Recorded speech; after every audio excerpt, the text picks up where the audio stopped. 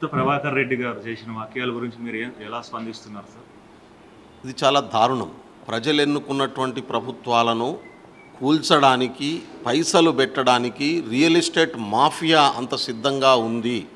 వాళ్ళు డబ్బులు పెట్టడానికి సిద్ధంగా ఉన్నారు. మేము ఎమ్మెల్యేలని కొనడానికి సిద్ధంగా ఉన్నాం. త్వరలోనే కాంగ్రెస్ ప్రభుత్వం కూలిపోతుందని చెప్పి ప్రభాకర్ రెడ్డి ఏదైతే మాట్లాడాడో అది చాలా తీవ్రమైనటువంటి నేరం. అది రాజద్రోహం కిందికి వస్తుంది. ఆయన వెంటనే అరెస్ట్ చేయాల్సినటువంటి అవసరం ఉంటుంది.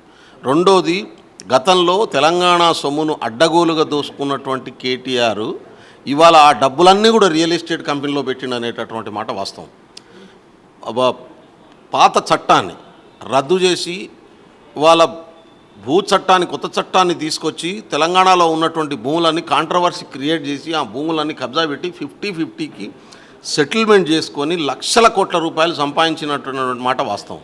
ఆ డబ్బులన్నీ తీసుకొని వాళ్ళే రియల్ ఎస్టేట్ కంపెనీలు పెట్టించారు, వాళ్ళే కన్స్ట్రక్షన్ కంపెనీలు పెట్టించారు. ప్రతి దాంట్లో ఇవాళ 25-30% షేర్ తెలంగాణ రాష్ట్రంలో ఉన్నటువంటి ప్రతి కంపెనీలదో కేటీఆర్, కేసీఆర్, హరీష్ రావు, సంతోష్ వీళ్ళ వాటాలు ఉన్నట్టు, అనఫీషియల్ వాటాలు ఉన్నటువంటి మాట వాస్తవం. అందుకనే ఈ రియల్ ఎస్టేట్ కంపెనీలు అన్నీ కూడా ఇవాళ కాంగ్రెస్ ప్రభుత్వాన్ని, రేవంత్ రెడ్డి ప్రభుత్వాన్ని కూల్చాలనేటటువంటి కుట్ర చేస్తున్నాయనేటటువంటి మాట ప్రభాకర్ రెడ్డి చెప్పినటువంటి పరిస్థితి. ఖచ్చితంగా ప్రజలు వీళ్ళందరినీ ఉరికిచ్చి కొట్టేటటువంటి సందర్భం వచ్చేస్తుంది. అంటే ప్రజాస్వామ్యానికి వాల్యూ లేదా? ఓట్లు వేసిన ఓట్లకు వాల్యూ లేదా? ప్రజలు ఎన్నుకున్న ప్రభుత్వాన్ని కూల్స్తాం అనేటటువంటి మాట, అది కూడా రియల్ ఎస్టేట్ బ్రోకర్లంతా కలిసి కూల్చుదాం అనేటటువంటి మాటను మాట్లాడుతున్నారంటే టీఆర్ఎస్ పార్టీ ఎంత నీచానికి దిగదారుతుందో దీన్ని బట్టి మనం అర్థం చేసుకోవచ్చు. ఖచ్చితంగా దానికి ఎదుర్కోవడానికి మేము సిద్ధంగా ఉన్నాం. సార్, ఇప్పుడు ఈ రియల్ ఎస్టేట్ని ఇంకా వృద్ధిలోకి తీసుకురావడానికి మీ ప్రభుత్వం ఎట్లాంటి చర్యలు తీసుకుంటుంది? ఇప్పుడు నేనేమంటున్నానంటే తెలంగాణను భారతదేశంలో ఎక్కడా లేనటువంటి పద్ధతుల్లో రియల్ ఎస్టేట్ హబ్గా కేసీఆర్ మార్చిండు. సామాన్యుడు ఇల్లు కొనుక్కోలేనటువంటి పరిస్థితి, ఉన్న వాస్తవాల కంటే ఎగ్జాగరేట్ చేసినటువంటి పరిస్థితి. రైతు 1 ఎకరం భూమి కొని వ్యవసాయం చేయగలిగినటువంటి పరిస్థితి లేకుండా చేసిండు. ఊర్లలో కూడా 2 ఎకరాలు 3 ఎకరాల భూమి 15 లక్షలు 20 లక్షలు పెంచినటువంటి పరిస్థితి. అంటే ఎగ్జాగరేషన్ పెంచినటువంటి పరిస్థితి. ఇది తెలంగాణకు మంచిది కాదు. వాస్తవ పునాదుల మీదనే రేట్లు ఉండాల్సినటువంటి అవసరం ఉంది. మన పక్క రాష్ట్రం ఛత్తీస్గఢ్ బోండి, ఎక్కడ కూడా మీకు 2 లక్షలు 3 లక్షల కంటే ఎక్కువ ఉండదు. పక్క రాష్ట్రం కర్ణాటక బోండి 5 లక్షలకు ఎక్కువ ఉండదు. పక్కనే ఉన్నటువంటి మహారాష్ట్రకు బోండి.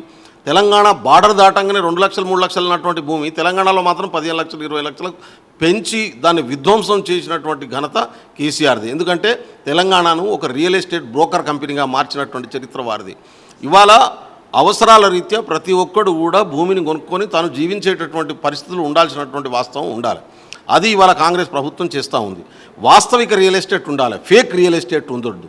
ఫేక్ రియల్ ఎస్టేట్ ద్వారా బ్రోకర్లకు, నాయకులకు, దొంగతనాలు చేసేటోళ్ళకి లాభం తప్ప ప్రభుత్వానికి ఏం లాభం లేదు, ప్రజలకేం లాభం లేదు.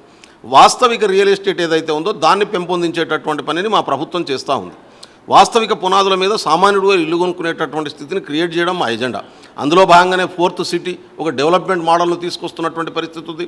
ఆ డెవలప్మెంట్ మోడల్లో ఇవాళ నేషనల్ గ్లోబల్ కంపెనీలు కూడా దాంట్లో జాయిన్ అయ్యేటటువంటి అవకాశం ఉంది. తద్వారా ఇండస్ట్రీస్ వచ్చేటటువంటి అవకాశం ఉంది, ఎంప్లాయ్మెంట్ వచ్చేటటువంటి అవకాశం ఉంది. అది వాస్తవిక పునాది మీద ఉండాలి తప్ప ఎగ్జాగరేషన్ ఉండొద్దు అనేది మా ప్రభుత్వం ఆలోచిస్తూ ఉంది. గ్రూప్ 1లో వచ్చిన గురించి, గ్రూప్ 1లో అసలు తెలంగాణలో కాంగ్రెస్ ప్రభుత్వం ఏర్పడ్డ తర్వాత ఏ నోటిఫికేషన్లో కూడా అవకతవకలు లేవు. గత ప్రభుత్వం ఇచ్చి నోటిఫికేషన్లు రద్దు చేసినటువంటి వాళ్ళని కూడా మళ్ళీ రీషెడ్యూలింగ్ చేసి ఉద్యోగాల్ని 56,000 ఉద్యోగాల్ని భర్తీ చేసినటువంటి చరిత్ర మాది. ఇంకో 52,000 ఉద్యోగాలను ఐడెంటిఫై చేసి నోటిఫికేషన్ ఇచ్చినటువంటి చరిత్ర మాది. ఇవాళ ఈ ప్రభుత్వం సక్సెస్ఫుల్గా నోటిఫికేషన్ ఇచ్చి, ఎగ్జామ్ కండక్ట్ చేసి, ఇంటర్వ్యూలు పూర్తి చేసి, ఉద్యోగాలు ఇచ్చి, జాయినింగ్ ఆర్డర్ ఇచ్చి, వాళ్ళు జాయిన్ అయ్యి ఉద్యోగాలు జీతం తీసుకునేటటువంటి పరిస్థితిని క్రియేట్ చేస్తున్నది. ఇది నచ్చకనే ప్రతి దాంట్ని కాంట్రవర్ట్ చేసేటటువంటి పనిని ఇవాళ టీఆర్ఎస్ పార్టీ చేస్తూ ఉంది. వాడు కౌశిక్ రెడ్డి గాడు, వాడు ఎమ్మెల్యేనో చిల్లరగాడో నాకు అర్థమైతే కాదు. చిల్లరగాడు మాట్లాడినట్టు మాట్లాడుతున్నటువంటి పరిస్థితి కొనసాగుతూ ఉంది. నేను అంటున్నాను, ఒక ఎస్టీ బిడ్డకు నంబర్ 1 ర్యాంక్ రావద్దా? రావడం తప్ప 4 ఉద్యోగాలు కొట్టినటువంటి అమ్మాయికి 250, 230 వచ్చింది. ఎట్లొస్తుంది అంటే ఎవరికి రావాలి? రెడ్లకు రావాలా? అగ్రకులాలకు రావాలన్నా? అగ్రకుల భావజాలం తప్ప ఏం లేదు ఆయన మాట్లాడినటువంటి మాటలు. అంటే గిరిజనులు ఇవాళ జనరల్తో కాంపిటేట్ పడగలిగినటువంటి పరిస్థితి వచ్చింది. అది ఆహ్వానించాలి. అది కాంగ్రెస్ పార్టీ తీసుకొచ్చిన పాలసీల్లో వచ్చింది, రిజర్వేషన్లో వచ్చింది, అవగాహన పెరిగింది. దాన్ని అప్రిషియేట్ చేయాల్సింది వదిలిపెట్టి ఇవాళ ఒక ఆడపిల్లకి ఎట్లా వస్తుందని అవమానం చేసేటటువంటి పద్ధతిలో మాట్లాడుతున్నాడు. కౌశిక్ రెడ్డి కులతత్వంతో బాధపడుతున్నాడు, కులతత్వం అనే రోగంతో ఉన్నాడు, అగ్రకుల భావజాలంతో ఇవాళ ఆ రోగానికి గురి అయినటువంటి పరిస్థితి ఉంది. ఖచ్చితంగా ఆయన మీద చట్టపరమైనటువంటి చర్యలు తీసుకుంటాం మేము. ఇంతకుముందే నేను ప్రెస్లో చెప్పడం జరిగింది కౌశిక్ రెడ్డి గురించి. ఆయన గురించి పదే పదే కౌశిక్ రెడ్డి అంటే ఆయన పర్సనాలిటీ పెరుగుతుంది.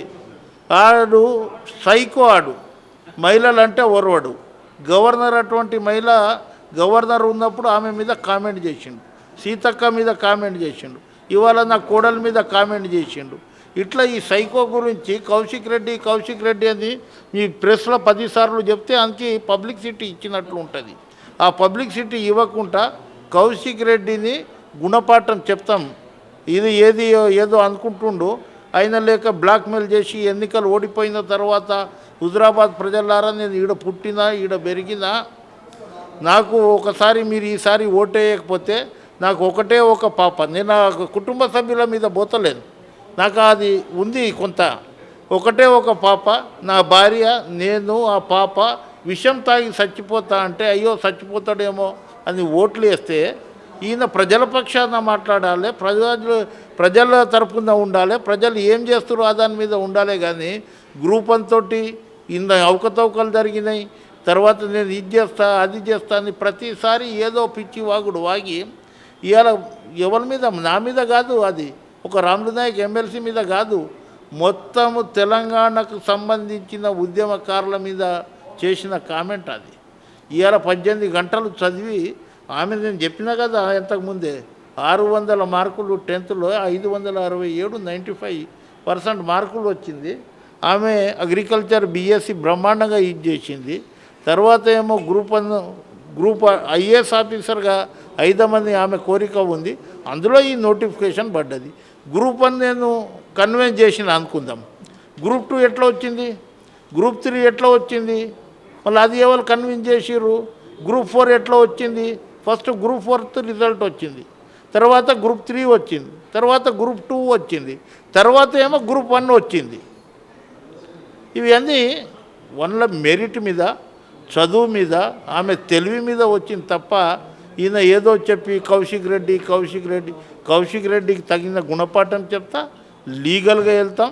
ఈయన లేక ఓర్లము, ఏం చేయాలనో సమయాన్ని సందర్భాన్ని బట్టి 100కు 100% తప్పకుండా యాక్షన్ ఉంటుంది. Please subscribe to the channel and download the Politicos app from the links in the description.